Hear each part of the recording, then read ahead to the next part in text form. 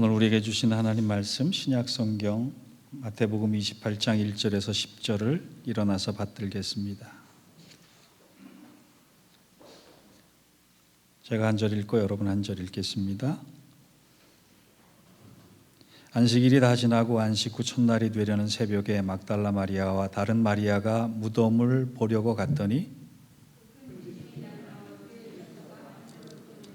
돌을 굴려 그 위에 앉았는데 그 형상이 번개 같고 그 옷은 눈같이 희건을 지키던 자들이 그를 무서워하며 떨며 죽은 사람과 같이 되었더라. 천사가 여자들에게 말하여 이르되 너희는 무서워하지 말라. 십자가에 못 박히신 예수를 너희가 찾는 줄을 내가 아노라. 그가 여기 계시지 않고 그가 말씀하시던 대로 살아나셨느니라. 와서 그가 누우셨던 곳을 보라. 또 빨리 가서 그의 제자들에게 이르되 그가 죽은 자 가운데서 살아나셨고 너희보다 먼저 갈릴리로 가시나니 거기서 너희가 배우리라 하라. 보라, 내가 너희에게 일렀느니라 하거늘 그 여자들이 무서움과 큰 기쁨으로 빨리 무덤을 떠나 제자들에게 알리려고 다름질할세. 예수께서 그들을 만나 이르시되 평안하냐 하시거늘 여자들이 나와 그 발을 붙잡고 경배하니 이에 예수께서 이르시되 무서워하지 말라. 형제들에게 갈릴리로 가라 하라. 거기서 나를 보리라 하시니라. 아멘. 이는 하나님 말씀입니다.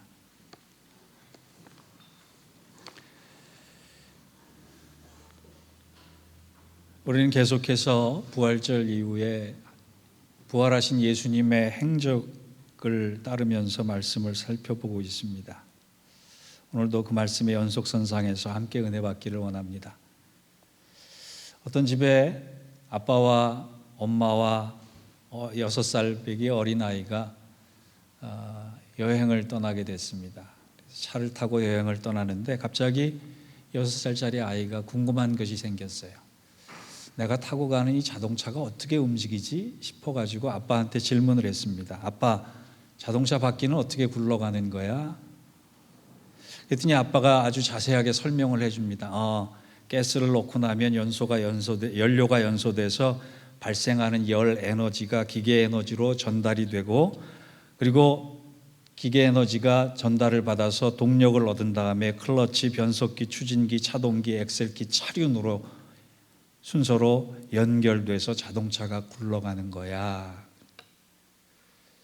6살짜리가 알아듣겠어요? 못 알아듣겠어요? 더 궁금해진 거예요. 이번에는 엄마한테 물어봤습니다. 엄마, 자동차 바퀴는 어떻게 돌아가는 거야? 그랬더니 엄마가 딱 한마디로 정리합니다. 빙글빙글. 자주 느끼는 거지만 여성들의 능력이 남성들보다 대단한 것 같아요.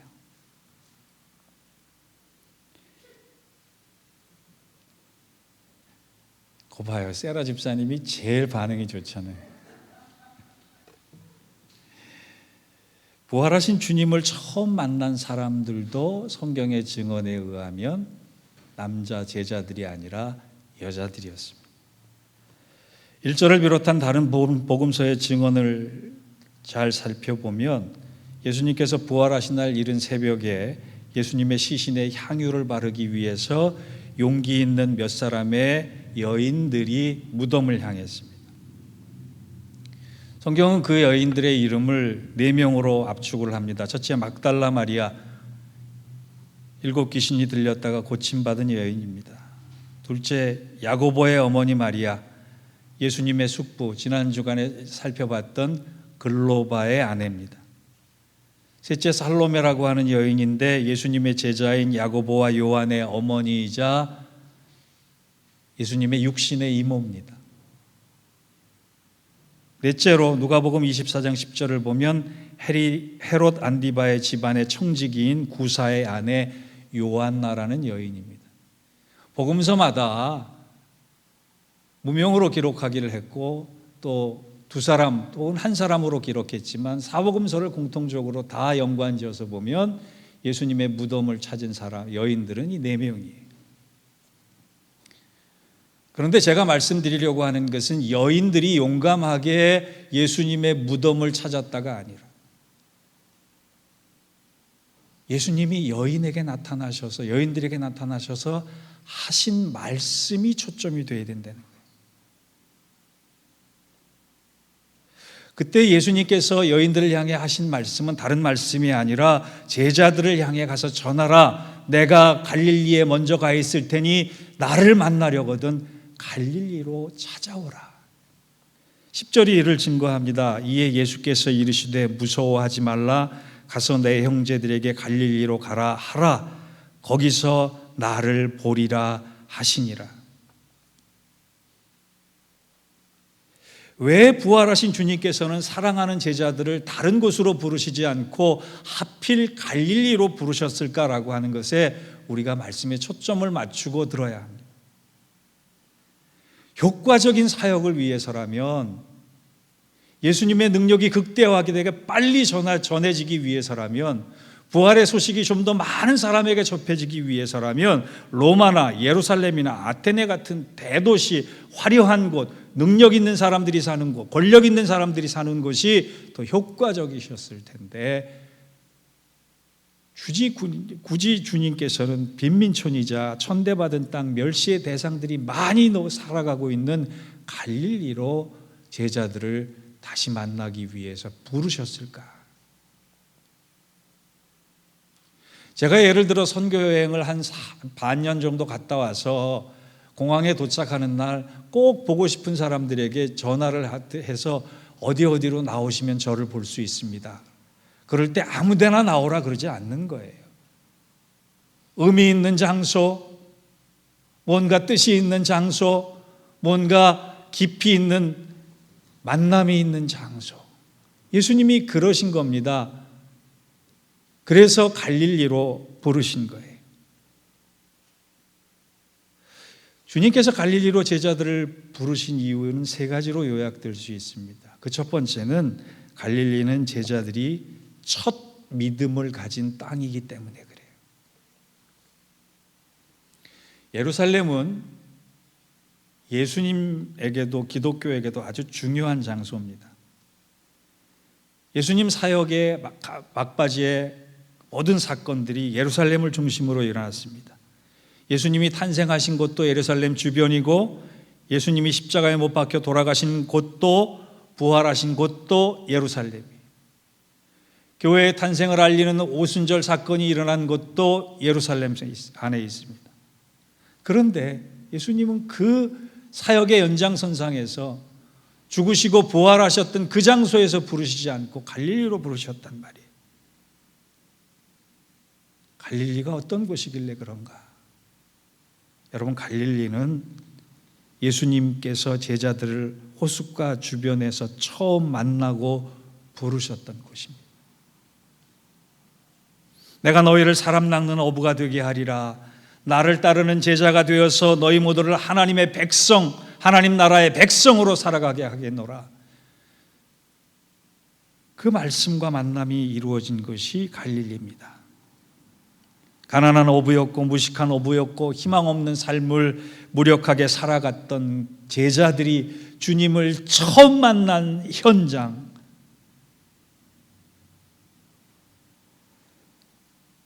여러분 그 뜻을 아시겠어요? 주님을 처음 만난 현장. 보잘것없는 인생을 살았던 그들은 주님을 처음 만나서 뜨거워졌습니다. 내가 왜 살아야 하나? 앞으로 어떻게 살아야 하나? 누굴 위해 살아야 하나? 목적이 생겼던 땅입니다. 그래서 제2의 인생을 살아가는 제자들이 함께 울고 함께 웃고 기적을 베풀고 하나님 말씀을 나누었던 그 현장. 본문 당시로 돌아가면 예수님께서 부활하셨던 곳이 예루살렘이라 그랬잖아요. 지금 제자들은 예루살렘에 있습니다. 예루살렘에서 3년간 사역을 마무리하면서 그들의 기준이 달라졌어요. 그들의 눈이 달라졌어요. 처음 가졌던, 예수님을 처음 만났던 그 현장의 뜨거운 목적과 믿음이 없어지고 화려하고 욕망이 있고 이심이 있고 출세와 권력과 부가 있는 예루살렘이 그들의 기준이 되었을 수도 있는 그때에 사랑하는 스승을 잃고 메시아를 잃고 다 끝난 것 같은 절망과 좌절의 밤을 보내는 그 현장에 있는 그들을 불러내셔서 주님은 너와 내가 처음 만난 그곳으로 가서 다시 만나자 그러신 거예요. 여러분에게 질문 한 가지 합니다. 저는 구원파 아니에요. 그런데 이 질문을 드리고 싶어요. 예수님을 처음 만난 순간을 기억하고 계십니까?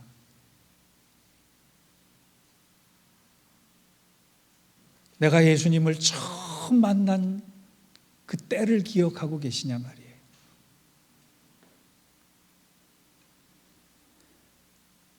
내가 예수를 몇십 년 믿었는지 모르지만 내 믿음의 여정 가운데 예수님으로 인해 가장 뜨거웠던 적을 여러분 기억해내실 수 있어요?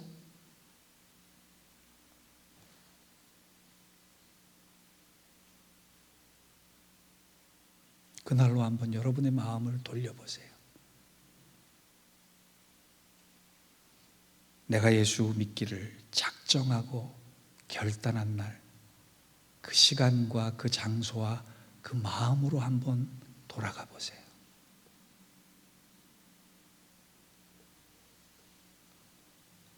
그때만큼 순수했고, 그때만큼 뜨거웠고, 그때만큼 사랑했던 적이 있었던가요? 말씀을 준비하는데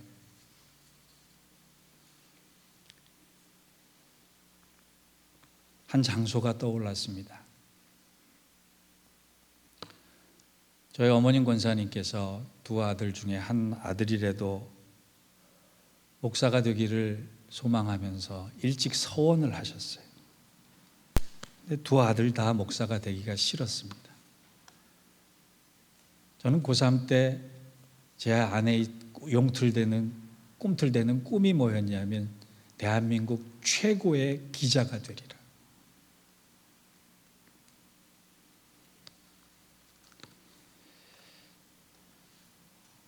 그런데 제가 고3 입시를 앞두고 있던 그 시간에 저희 형님께서 원치 않은 중병에 걸려서 갑자기 생사를 알 수 없는 시간을 맞이하게 됐습니다. 무려 그 시간이 보름이나 지속이 됐는데 아무것도 할 수가 없는 거예요. 별 생각이 다 드는 거예요.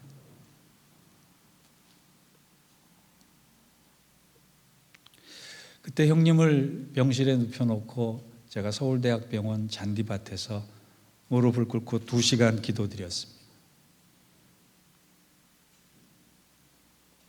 주님, 우리 형님 살려주시면 제가 우리 어머님 소원대로 목사가 되겠습니다. 너무 억울하고 속상하고 힘든 시간에 2시간 기도했는데 마음의 평강이 찾아왔어요. 하나님이 내 기도 받으시고 우리 형님 살려주시겠구나.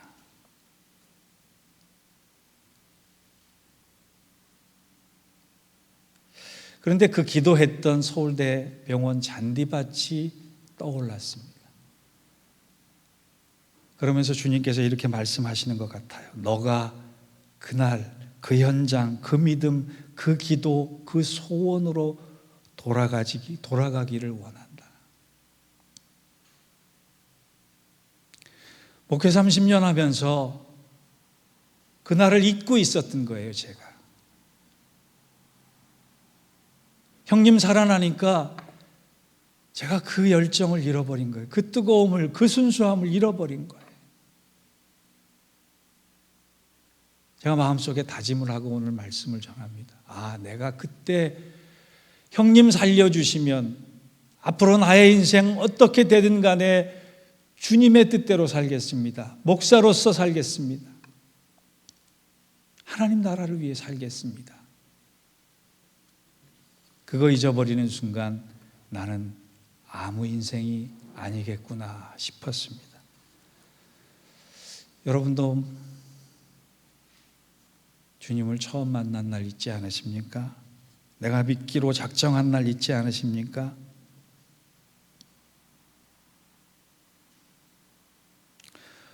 오늘 부활절 둘째 주일을 지나면서 그날로 돌아가시기 바랍니다. 그날의 감격으로, 그날의 뜨거움으로 돌아갈 수 있는 여러분들 되시기 바랍니다. 마태복음 28장 20절, 잘 아는 위대한 지상명령, 그레이트 미션이라고 하는 것은 주님께서 갈릴리로 돌아와서 주님을 다시 만난 첫 만남의 뜨거움과 열정과 소원과 목적과 순수함을 가진 제자들에게 다시 부탁하신 거예요.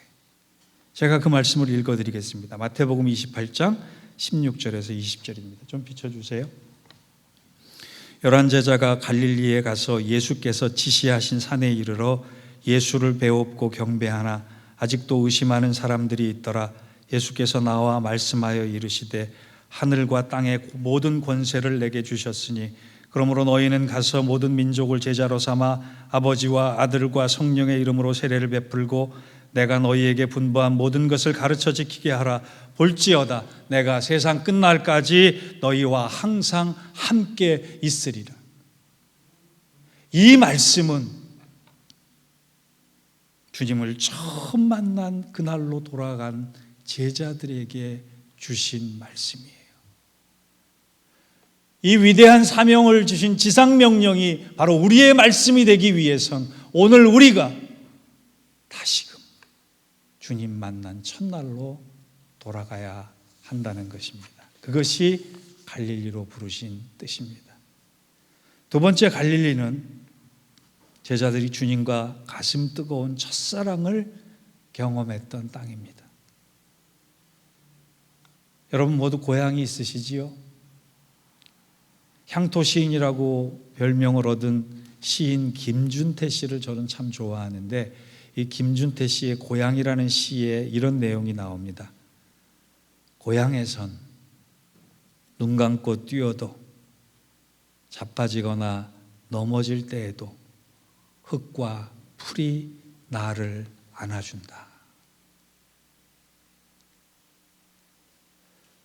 고향이야말로 돌아가고 싶은 것, 고향이야말로 자기를 돌보아주는 것, 고향이야말로 자기를 안아주는 것, 고향이야말로 부모님이 계신 곳. 그래서 우리가 고향을 그리워하는 거 아니에요? 도시에 살면서도. 그런데 고향을 그리워하는 것만큼 또 그리워하는 것이 있다면 첫사랑. 많은 분들이 말은 안 해도 첫사랑에 대한 기억과 첫사랑에 대한 아련함들이 다 있을 거예요.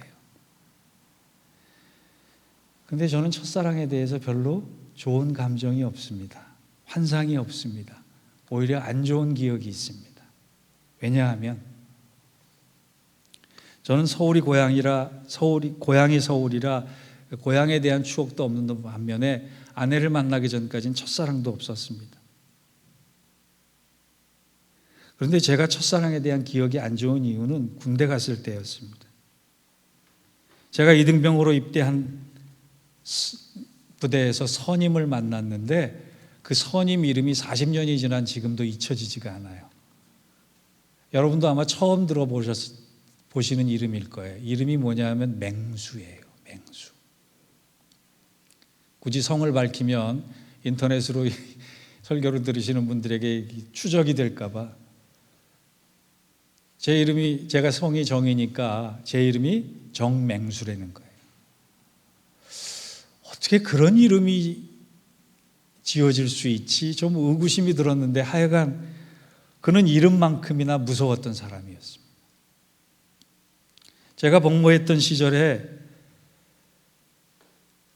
군대에서는 구타가 빈번하게 일어났습니다. 이등병 때 맞았던 매 숫자가 빠진 머리카락보다 훨씬 많은 것 같아요. 별별 이유를 다 대서 저를 때리기 시작하는데 하여간 군대에서 처음으로 사람을 죽여보고 싶다라고 하는 사리까지 느꼈을 정도였습니다. 그런데 하루는 같이 보초를 쓰는데, 그 선임병하고 보초를 쓰는데 갑자기 저에게 질문합니다. 너 첫사랑 있어?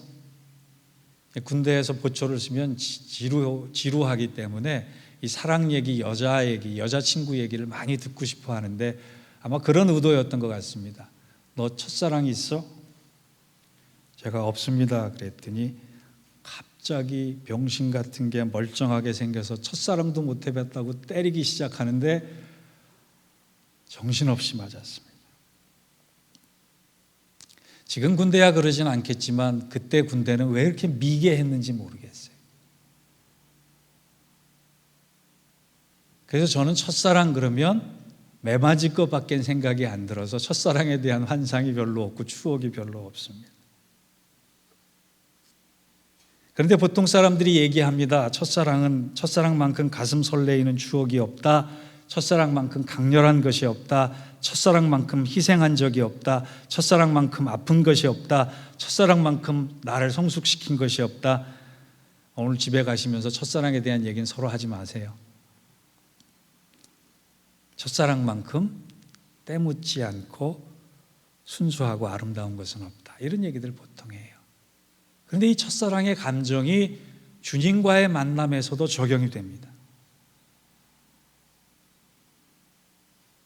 예수를 믿으면서 주님과 흠뻑 사랑해보지 않은 사람은 불행한 사람이에요. 머리로만 믿는 사람이에요.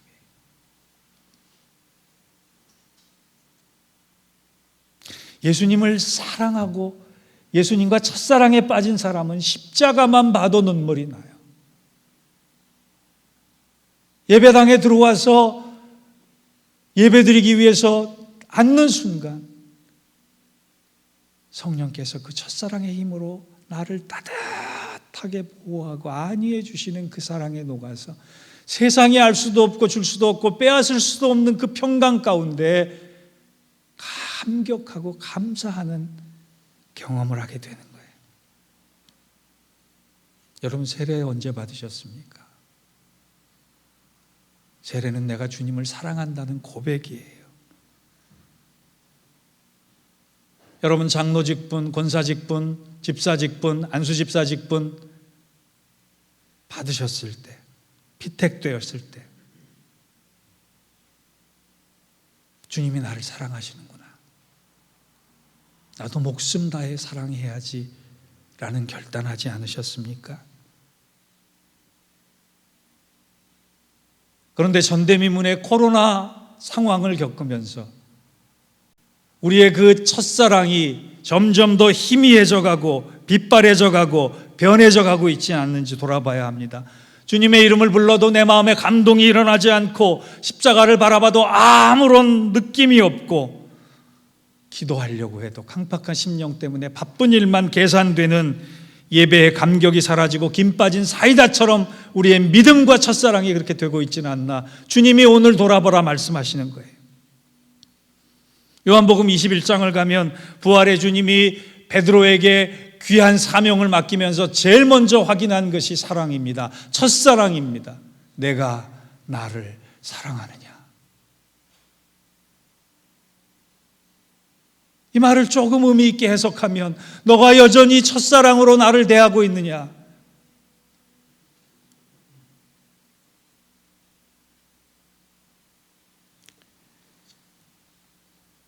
오늘 부활주일 오후 두 번째 주일을 지내면서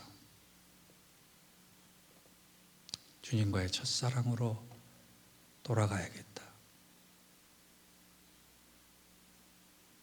다시금 결단할 수 있는 여러분들 되시기 바랍니다.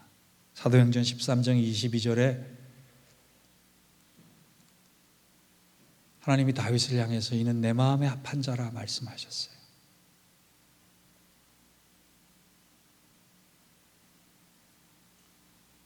하나님은 도덕을 요구하지 않으셨어요. 윤리를 요구하지 않으셨어요. 재능을 요구하지 않으셨어요. 내 마음에 합한 자, 내가 사랑하는 것만큼 다윗이 나를 사랑하는구나. 이 마음이에요. 이 뜻이에요. 주님 처음 믿었던 그 뜨거움과 순수함으로 첫사랑의 은혜로 다시금 설 수 있는 저와 여러분 되시기를 주의 이름으로 축원합니다. 마지막 세 번째로, 갈릴리는 주님이 베푸신 기적과 능력이 있는 땅이라는 겁니다. 예수님 사역의 대부분은 갈릴리에서 일어났습니다. 제자들을 부르신 것도 갈릴리였고, 복음을 전하신 것도 갈릴리였고, 폭풍이 몰아치는 호수를 잔잔하게 하신 것도 갈릴리였고, 거라사 무덤에서 군대 귀신을 내쫓은 것도 갈릴리였고, 비유로 설교를 자주 말씀하신 것도 갈릴리였고, 손 마른 사람을 말씀으로 낫게 하신 것도 갈릴리였고, 오병이어와 칠병이어의 풍성한 기적이 일어난 것도 갈릴리였고, 세 번에 걸친 전도 여행의 중심점이 갈릴리였고, 바다 위를 걸으신 것도 갈릴리였고, 문둥병자를 치유하신 것도 갈릴리였고, 십자가에 달리시고 부활하실 것이다 예고하신 것도 갈릴리였습니다. 그런가 하면 베드로가 밤새 그물을 내려도 고기 한 마리 잡지 못하자 깊은 곳에 그물을 내리라 말씀 한마디로 만선의 축복을 허락하신 것도 갈릴리예요. 갈릴리는 기적이 있는 곳입니다. 갈릴리는 예수님의 능력이 있는 곳이에요. 그 전까지는 사람들이 기적이라는 것을 모르고 살았던 곳입니다. 그러나 주님을 만나고 주님과 사랑에 빠진 후 기적이 놀라운 모습으로 하나님의 능력 가운데 우리 삶 가운데도 일어날 수 있구나를 경험했던 곳이에요. 왜 갈릴리로 부르셨겠습니까? 너희가 지금은 내가 죽은 줄 알고 절망하고 있지만, 모든 것이 끝난 줄 알고 낭망하고 있지만, 믿음으로 다시 살아날 곳, 하나님의 능력으로 무장할 곳, 그리고 걸음걸음 하나님의 권세를 가지고 나아갈 곳, 그럴 때 너희 앞에 기적과 능력이 있을 것이다 말씀하시기 위해서 갈릴리에서 만나자 하신 것입니다. 저는 코로나의 가장 큰 피해가 공동체의 소통이 깨진 거라고 생각합니다.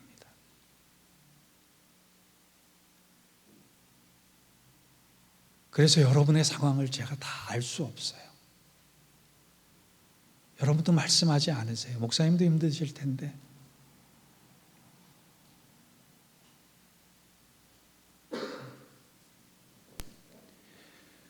그래서 이제 우리 성도들이 기도를 하면 그저 그냥 걱정만 되고 염려만 되고 힘들 것이다 생각밖에 안 들어요. 실제로 그렇지 않게 되기를 바라지만 여러분의 삶이 사방으로 오겨쌈을 당해 길이 없는 것 같은 환경 속에 놓여서 삶에 대한 소망도 사라지고 두려움과 절망 앞에만 놓여 있는 지금의 현실이라면 여러분 가장 먼저 해야 할 것은 다시금 갈릴리로 돌아가야 할 것입니다. 그곳에서 부활하신 주님을 만나서 주님께서 행하신 기적과 능력이 내 것이 됨을 경험해야 할 것입니다. 사랑하는 교우 여러분, 부활주일 둘째 주일을 지난 오늘 우리의 신앙, 우리의 영적 자리를 갈릴리로 되돌립시다. 그곳에 주님과의 첫 만남을 기억하시고 주님과의 뜨거웠던 첫사랑을 기억하시고 주님 행하셔서 내 앞에도 펼쳐주실 능력과 기적을 새롭게 시작하는 우리 모두가 되기를 주의 이름으로 축원합니다. 기도하겠습니다. 갈릴리에서 나를 보리라 하신 말씀 기억하며 주님, 내가 주님 다시 만나기 위해서 나의 삶의 갈릴리로 돌아갑니다. 그곳에서 주님을 처음 만난 장소, 시간, 때, 마음과 고백을 기억하고 잃어버리려고 하던 주님과의 첫사랑을 가슴 깊이 다시금 품고 세상을 향해 명령하신 당신의 뜻을 행하며 능력 있는 모습으로 나가 승리할 수 있는 저희 모두가 되게 하여 주옵소서. 예수님의 이름으로 기도하옵나이다. 아멘.